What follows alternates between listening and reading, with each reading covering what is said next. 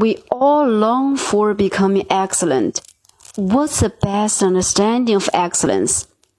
I find that it's not working hard that represents excellence, because everyone is striving to do.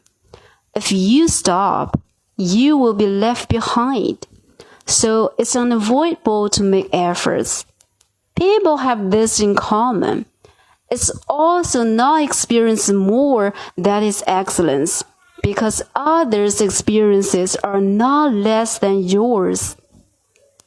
It's not enduring the difficulties that represents excellence, because everyone has ever faced it. Life is not easy. The beautiful life tends to rely on working hard. I am aware of, as long as you can make full use of time and make logical use of your plan, make every moment worthwhile.